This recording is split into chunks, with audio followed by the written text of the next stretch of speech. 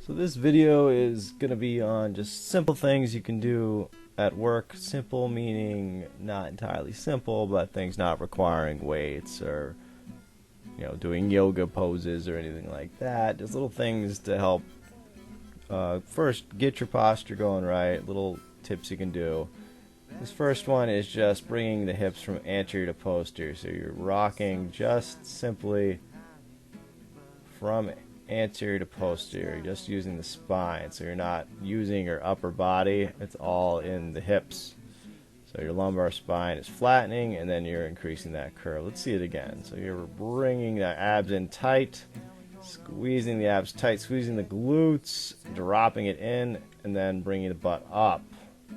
You'll find that you'll have trouble going to one of these positions because you're already in one of these positions. A lot of the videos will talk about that. Here's another move you can do for that.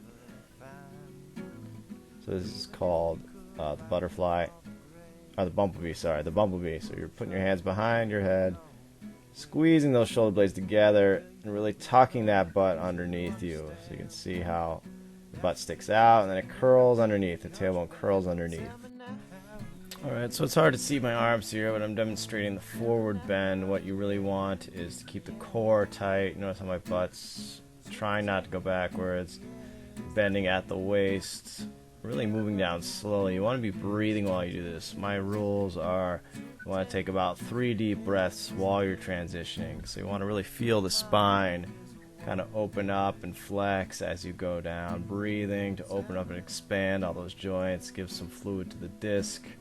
And then when you come back up, raise from the knees there. And show it again so you're not bending up in a strained position in the lower back here. And this is a very similar one. This one we do some circles. The same idea. You want to take some deep breaths into the nose, out through the mouth. You're trying to get about 3 breaths as you go. And the overall goal is you're trying to keep your head in between your hands. You're not forcing your head down, but it's to try to keep your arms up, which is a little difficult, and make sure you even yourself out by going the other direction.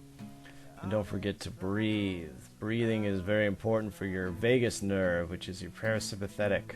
So that's the off switch to that anxiety and stress that we have. So it really helps activate the lungs and calm our bodies down. That's why meditation is so important. So here's the pec stretch. The same arm that is up, which is the left, will be the same leg that is lunging. So you want to drop into that lunge nice and easy. The chest is lifted, and you don't want to be bowing forward. You're not hanging your head. You're keeping your head upright. Keep that chin locked in there. Very military posture. And you try different heights on the wall. Get a little high, get a little lower, and make sure you do the other side. Even yourself out. Now you can do a normal ankle mobility. Do some circles. Balancing on one leg and the other one to get some motion in there. Go counterclockwise, clockwise. Try some inversion, eversion of the foot just to loosen it up. Something you could do simply when you're standing, doing filing or something like that, or just someone's talking to you, just throw it in there. Maybe they'll start doing it too. Some high knee raises. So you notice how the heel is not going behind the leg, you're actually going up, and the posture's staying, the torso's staying strong best as you can. So everything revolves around getting that core right. Then this is heel to butt, the opposite. So it's stretching the quad, working the hamstring again, the torso, upper body, neck is all staying as straight as you can keep it. Really trying to lock down your core. Every day is core day. That's rule number 1. Every exercise you're doing, anything you're doing in your life is an exercise. So your core has got to be strong. And we got just some normal ankle hip mobility, so doing some figure eights, front and back, and then side to side. And so you got your flexion, extension of the hip, and then you got your abduction, adduction. So across the body, then out. Just to loosen up all those muscles. And again, your core is working, and your balance is working, because you got balance on the other leg. A lot of times those hips get really stuck in that joint, that ball socket joint. There's a side view. You can tell I'm really struggling with my balance, especially when I'm bouncing on my right foot, because I've had surgery on that one. So I just struggle with stuff I do all the time just to try to keep myself going, get myself through the day. Flexion, extension, stretching the hip, the hamstrings, all that. And again, you're really killing that balance. So a lot of people, yeah, they squat wrong. They bend forward when they squat. So here you want to try to drop the butt when you squat. And that really loosens everything up. So the butt goes down first. Good. Always trying to maintain a little bit of curve. You don't want the hips to sway forward when you're squatting. And you don't want to be in your toes, and you don't want to be in your heels either.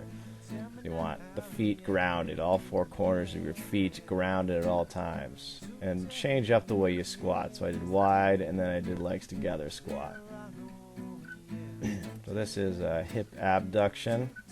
Core stands strong. You can use a chair to stabilize you for this one if you want to hold on to a chair with one hand while you lift it up the opposite leg. So here I'm just showing that I'm trying to keep my pelvis really stabilized, my spine stabilized. I'm not leaning too much to the side. There's, a little bit. You can only do so much. One-legged squat or just balancing on one leg. You can work up to the squat. You can see I struggle with this one more on my right leg than my left. My left is pretty strong, and as you go on, you'll get better balance. Now, with age, you definitely lose balance, the ability to stand on one leg.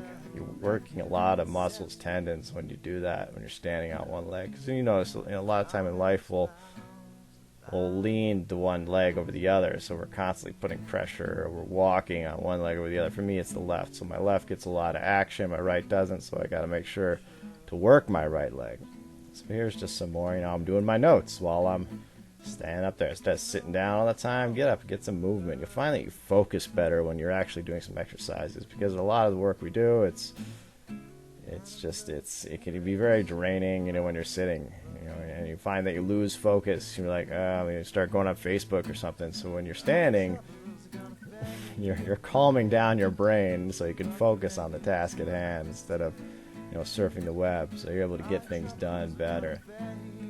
Here, just again, simply working on that anterior posterior pelvic tuck, tucking the tailbone in and lifting it up. For me, tucking the tailbone is hard. You can see that the muscles strain to do that. For you, a lot of people with sway back, it's bringing the butt up and contracting the quads, straightening the knees. That'll be tougher. So you have to work on that. And the one-legged squat again, while doing notes. Not easy, folks. So maybe try to get that one-legged balance going first before you do such things. Little eye-hand coordination. So next up, we're going to talk about little things you can do in the car. Some little tricks I've learned and some things I utilize. A lot of people always sit wide-legged right there, butt slumped forward. So the IT band gets tight. So what you can do is you can actually squeeze the knees together without slamming on the gas pedal. But that will actually work the adductors. Then you can try inversion, eversion of the foot, depending on where your foot normally goes. Normally it hangs out to the side, right on the gas pedal. It hangs out like that. So you can try to turn it in a little bit. Work that foot a little different into inversion, eversion. So here, there I was slumped. So some people get hunched up there when they're driving. So what you want to do is get the core and the butt to the back of the seat. So you're squeezing the core. And like we did with the Bumblebee, you can push against the headrest. There's no headrest there in this chair. But you can just imagine that you're pushing your head against the headrest, working the neck flexors under your chin. All right, and the next thing, this is for people with too much anterior pelvic tilt. You can actually put this underneath your hamstrings, and it rocks your butt back into posterior. And this one is for anterior pelvic tilt. If you already are posterior pelvic tilt. So you got too much kyphosis. So you want to put that right on that kyphotic hump. This is way too big, but you can put like a cushion like this underneath the very back of your butt to kind of slope you down. So you're pushing your butt into more of an anterior curve if you're too swift. And knowing like your mom used to do, putting a book on your head, you're going to lift up against it, and it's going to help you keep a straight spine. You'll find that you're focused better with something on your head. Just don't drop it on your laptop or your foot.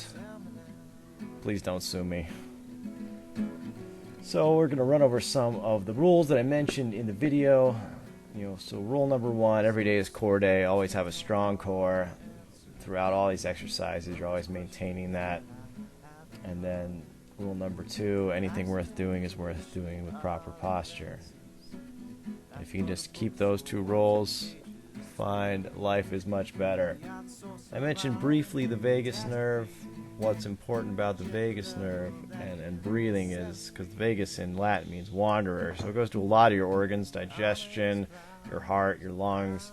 So breathing helps activate that. Not only is it good for your chest expansion, but it helps activate a parasympathetic response, because a lot of us are stuck in the fight or flight stage, which is sympathetic. We're fighting the tiger in the concrete jungle. So we need to find peace. We need to find ways to activate our parasympathetics through exercise. It helps calm us down and get focused, because we can't stay in a stressed environment, because that closes down our posture. It's hard on us. Alright, thanks guys for watching. Have a good day.